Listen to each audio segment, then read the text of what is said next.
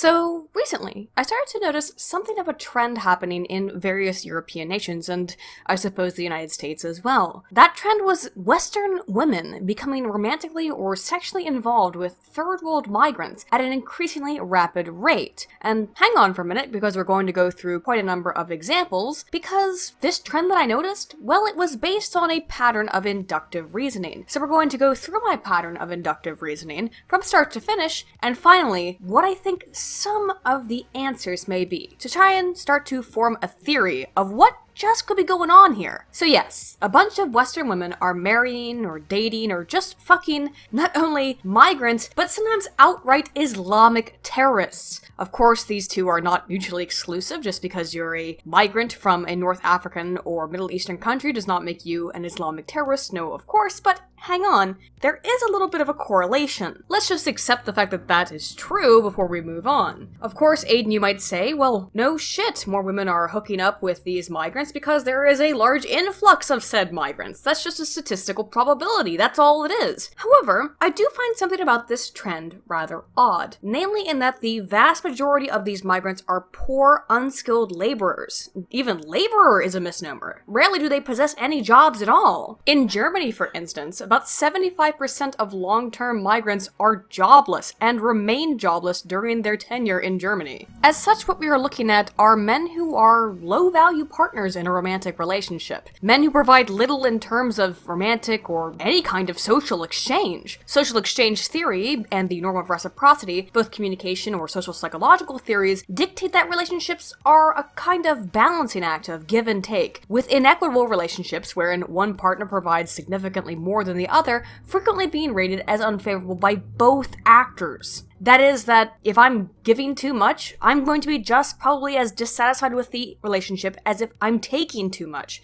Relationships just need to be a give and take, or so the norm of social reciprocity would dictate. And something like normal reciprocity and social exchange theory, that's the kind of realm of social psychology that I feel pretty comfortable talking about. From my perspective, which is located thoroughly within media psychology, I'm more aware of principles like that. And as such, I find this trend quite odd, as I fail to see how such a romantic exchange between middle class or upper middle class even, educated working women who are usually feminists, seem to have this proclivity and this desire to hook up with skilled migrants who rarely even have an adequate proficiency in the language of the countries that they are moving to. People who tend to remain on government stipends rather than find a job. I don't understand how that would be appealing to these, again, middle to upper middle class women.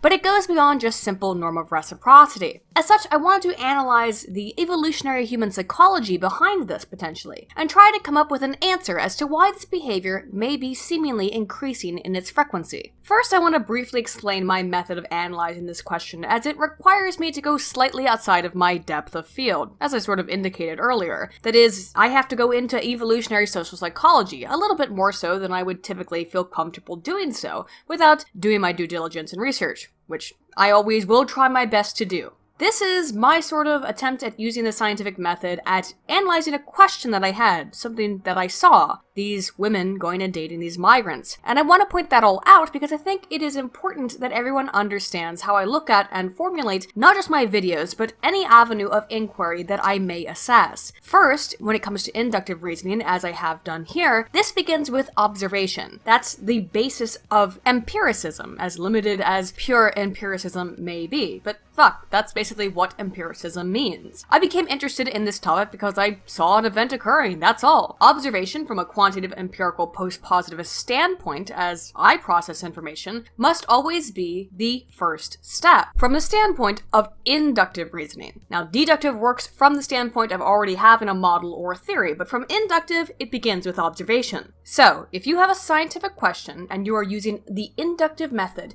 you have to observe the phenomena first. Next, once you have observed it, the next step is to come up with a hypothesis, and that is essentially what I will be doing here in this review of the literature, and to come up with some sort of explanation for my observation. The final step would be to test that hypothesis, which of course I will not be doing, but which would be interesting to at least attempt, although I admittedly would be a little bit at a loss as to how to construct its methodology. Anyway, I just wanted to point out the importance of observation as a preliminary step in inductive scientific research. As such, such, let's take a look at some of the examples that I looked at that began my questioning in this trend of behavior. First, let's describe the somewhat infamous, at least in Sweden, case of the 42-year-old Arboga woman with 6 children who encouraged her Afghani boyfriend, who claims to be 19 but who has been indicated by the prosecution to potentially be at least 25 years old, to murder her husband, and then a year later to further murder her 2 parents who at the time were supporting her at their summer cottage. Surely, you say, Aiden, this is just an isolated incident of an insane woman, right? Maybe. After all, she did have a definitive financial motivation for murdering both her husband and her parents, and there did seem to be some sort of attempt on her part to reform her miserable life as a mother of 6 toward her new life with her 19-year-old Afghani boy toy. So let's also ignore the fact that this feminist article, for example, has praised her for her bravery in attempting to escape from her horrible patriarchal life by having said boy toy murder her husband and her parents. But you know what, again, this is just an isolated incident, obviously. So let's push forward. Oh, and by the way, please tell me if that article I just cited, that feminist article, was satire, because I don't read IKEA very well, and as such I have no way of interpreting whether or not that was satirical or serious. It appeared to be serious, but again, let me know if I'm wrong. Next, let's approach an example that received some recent attention in international media outside of Sweden. Daniela Green, a translator for the Federal Bureau of Investigation, who had been tasked with following and investigating a German citizen, Dennis Cuthbert, a failed rapper turned terrorist. Gee, where have I heard that story before? Really percolates my pistachios. Anyway, after being proven to be absolute trash when it came to rapping, Dennis joined ISIS, and Daniela was assigned to cover him, given her knowledge of the German language. Oh, and cover him she did. She covered him so much that she ended up moving to Syria and marrying him. Oh, and that's not all, friends. She also brought along with her 2 sisters, and although Daniela was able to escape after making the astounding realization that she, quote, really made a mess of things this time, I've made a huge mistake.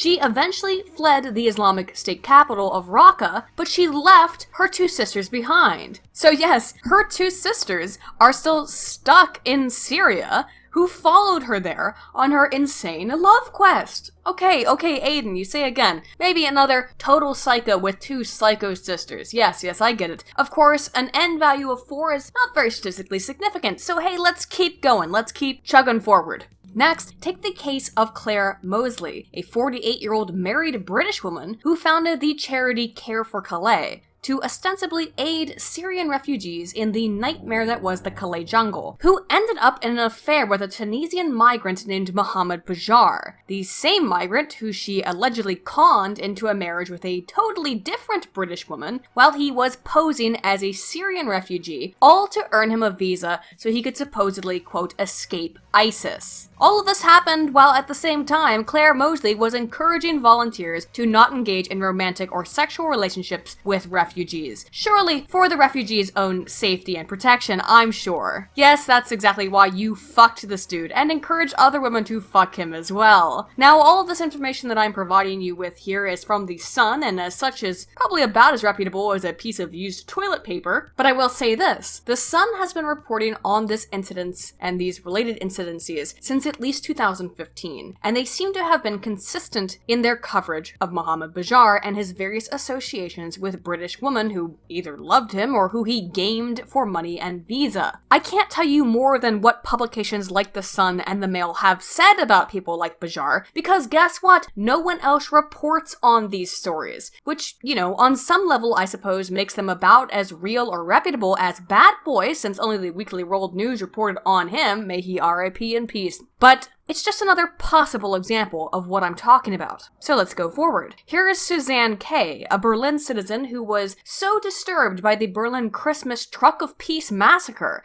and at the tragic loss of life that she contacted not the families of those who lost loved ones, but the brother of the criminal who committed the atrocity, Anis Amri, on Facebook to express her condolences. And wouldn't you know it, she ended up falling in love with him, and they fell in love over the graves of the 12 innocents who Anis killed through the DMs. And they're now engaged to be married. Isn't that lovely? Which bring a happy ending to these star-crossed lovers, Suzanne wants to fly to Tunisia to marry her new fiancé, Walid Amri, and then wants to bring him back to Berlin so that he can become a German citizen. Okay, Aiden, once again, maybe just another nut job. After all, it's not like there weren't tons of women who were chomping at the bit to marry Charles Manson or anything. No, those women absolutely exist, and that absolutely happens. You know, crazy and a crazy. Nigga, y'all finished or y'all done? I ain't got no more talking.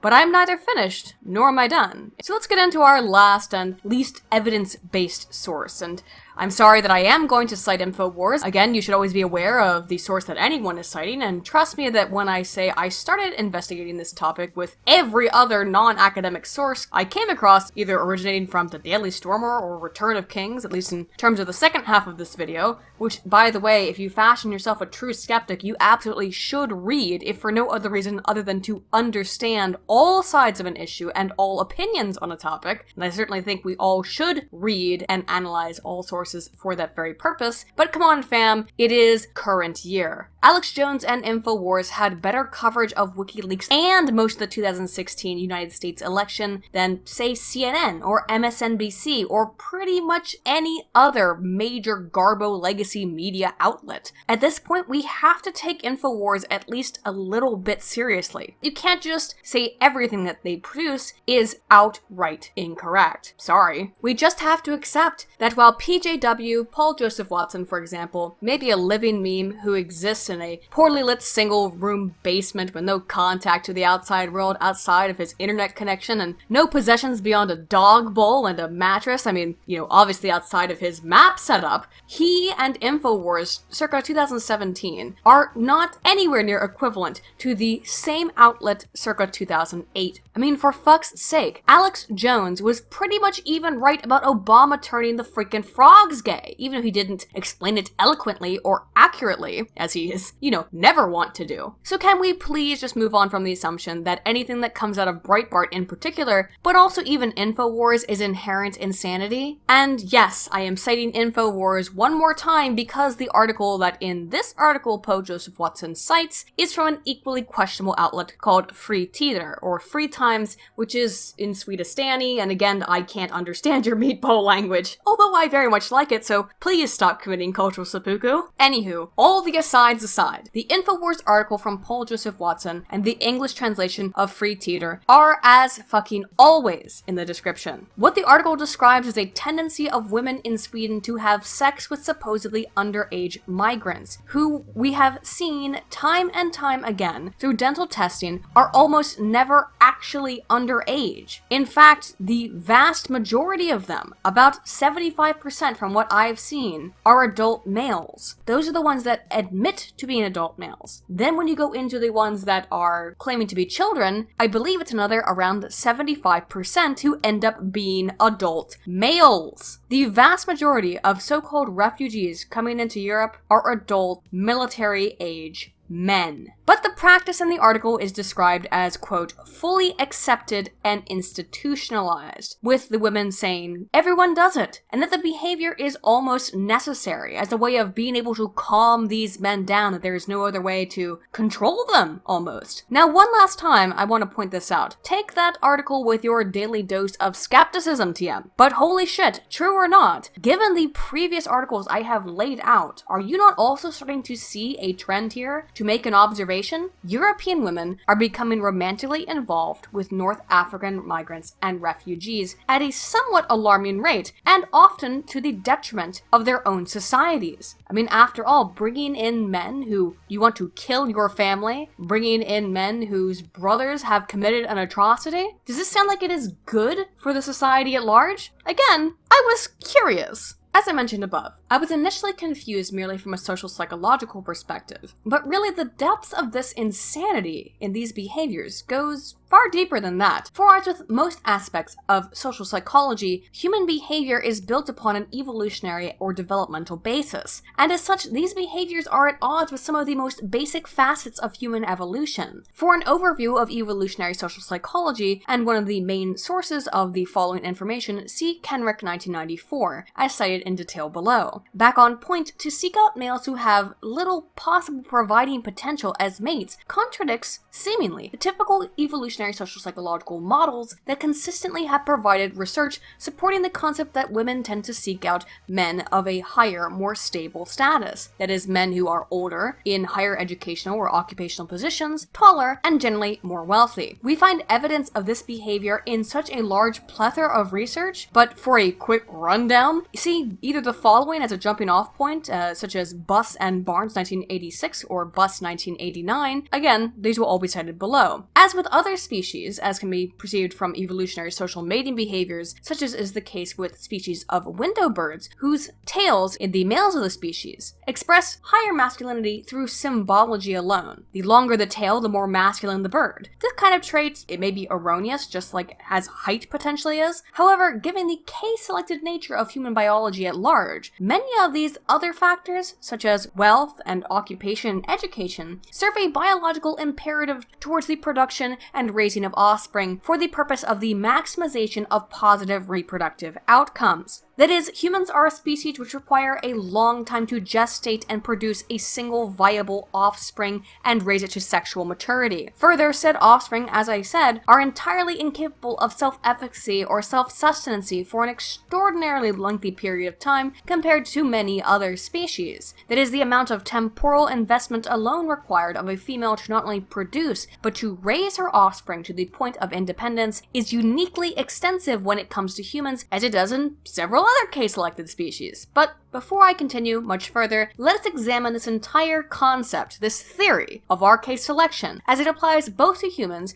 and to the animal kingdom at large. Put simply, the reproductive and social habits of most animal species can seemingly be segregated and categorized, of more or less proclivity towards R or K selection, as described in the seminal work of Pianka 1970 on the subject. Again, I must point out this is a theory, this is not a fact. This is just a series of observations which appear to form a predictive model, a theory. The most common exemplars of these evolutionary habits, as the theory states, are typically explicated by rabbits and wolves, or at least we could use them as pieces of evidence for both R and K selection. Rabbits are an R-selected species, living predominantly off of unlimited resources, grass and other herbaceous methods of sustenance, which are rarely, if ever, in want. To use a more computational metaphor, R-selected species' reproductive and social habits are essentially a brute force method of reproduction, as a result of these limitless or nigh-limitless access to resources. Ever hear the term multiply like rabbits? Well, it's apt not only in application of how rabbits do in fact multiply rapidly, get it, as do many other rodents of similar reproductive and social behaviors, but also describes the R-selected method of community construction and reproduction within the species, or perhaps lack thereof. Rabbits reproduce quickly and require very little time to raise their offspring to a level of sexual maturity required for self-sufficiency. Given this brute force nature of reproduction, rabbits, despite living in communal warrens, are not required to protect their own kind, with their preferred method of survival being merely to produce as many offspring as possible to preserve their species against predators. That is, if one rabbit gets caught by a predator, that's actually good for the entire colony, because they can just reproduce very quickly a new offspring. And their predators? Well, they tend to be the K-selected species. Not always,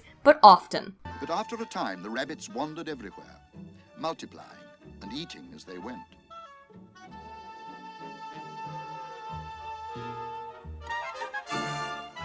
Then Frith said to Elahrera, "Prince Rabbit, if you cannot control your people, I shall find ways to control them." He gave a present to every animal and bird, making each one different from the rest. When the fox came, and others like the dog and cat, and hawk and weasel, to each of them, Frith gave a fierce desire to hunt and slay the children of Elahrera.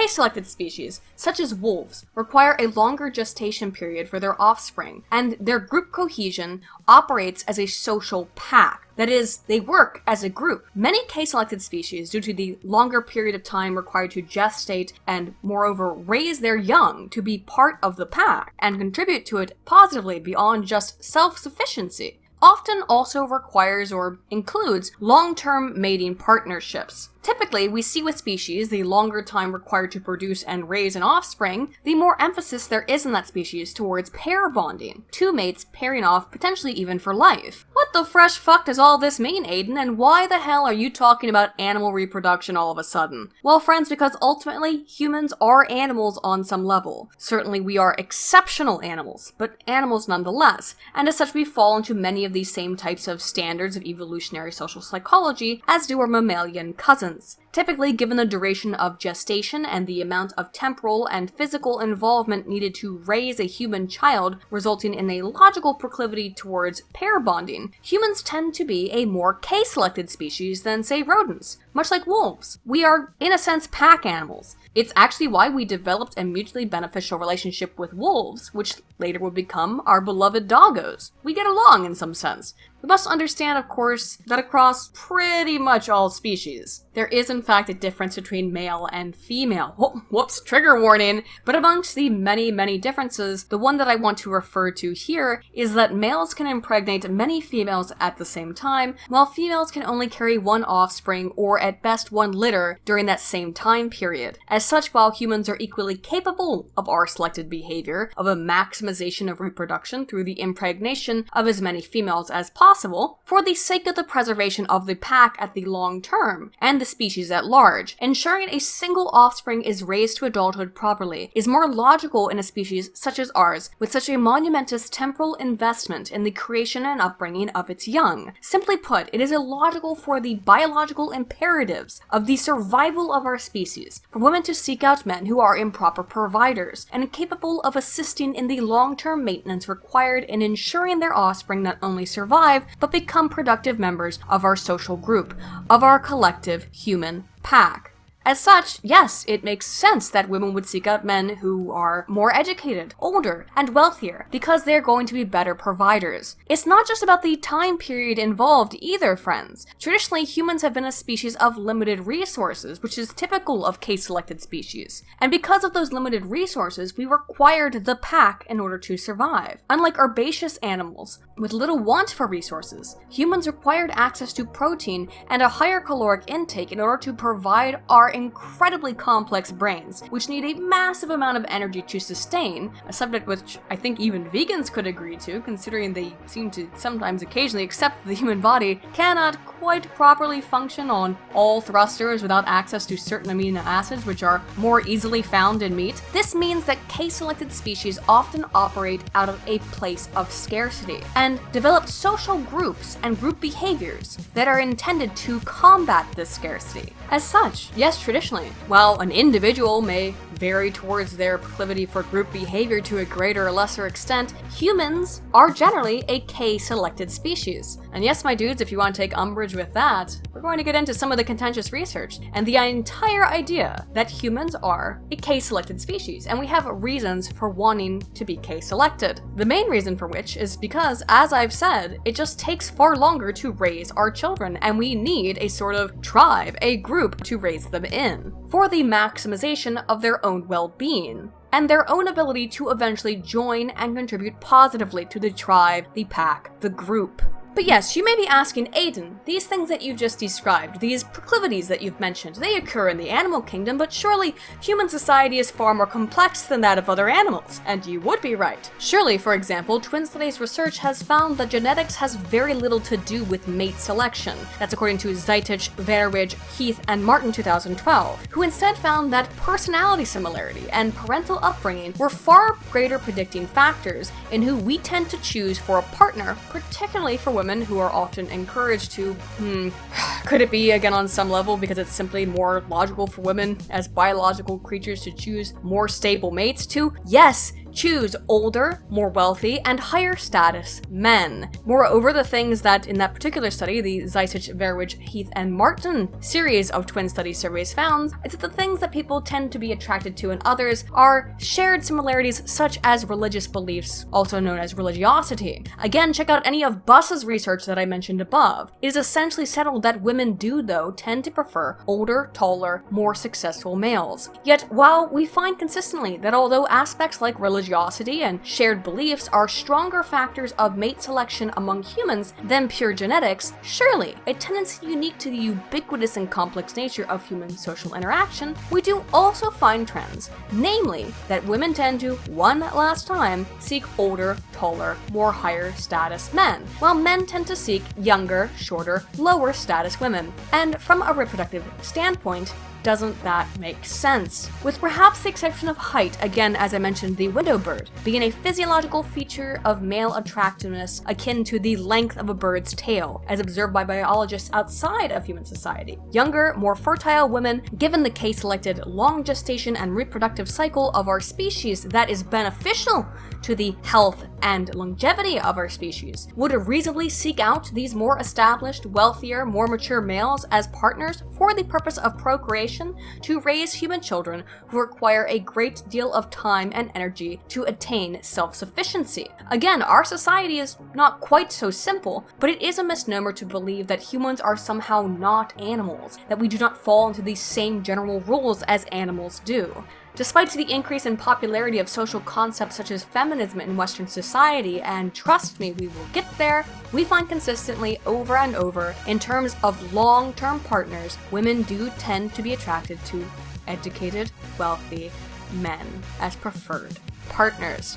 I don't even know where to start on citing that one, friends. Again, I've cited it a couple times, but there's just such a preponderance of evidence. Check the description or check the things I've thrown up. Pretty consistent. So here's what we've got so far. Let me lay it out for you. Women are going to want men who are a little bit more successful. We just see that time and time again, and that makes sense because we are a K-selected species. Women are going to want men who are probably more capable of raising their children. And that matters for a K-selected species because it takes a far longer time for us to raise our children, not only just to gestate them, but to raise them into maturity to be an active and productive member of the tribe. And while Aiden, you may cry from your VidCon panel stage with your shit-sniffing face and say, well, today's modern a-go-go woman don't need no man. Oh, Darlene, I remember when the least little problem used to put you right to sleep. Oh, not anymore, Madge. Today's modern now a-go-go woman just pops these simple little pills called Anger Dream.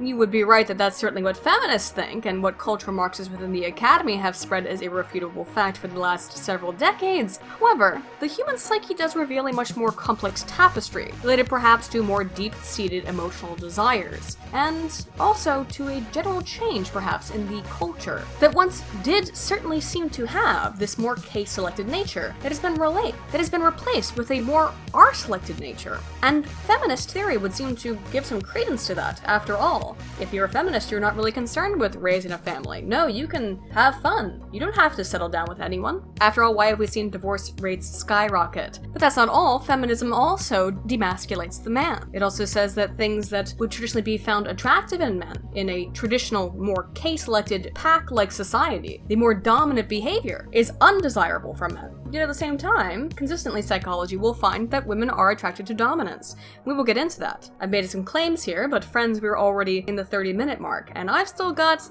over 6 pages left on my script. As such, I want to leave you on a bit of a cliffhanger. I want to leave you with some ideas, and I would like you to, in the comments below, describe to me why you think this is all happening. Given what I have just described about how it does not make sense for women from a K-selected species to choose these low-value men who have very little to offer, who have very little to add to the raising of children in our Western societies. Why then would Western women want to hook up with these men? Not just to have sex with them, but to sometimes marry them, to run off to Syria to get married to them? I think I have an answer, but for right now, let's just pose the question. And based on the data, at least on the relevant data I've provided, come up with some of your ideas of your own. And by the next time, I will do my best to try and answer this question. If you enjoyed this video, be sure to like and subscribe. I'm Aiden Paladin, all tunnel volts.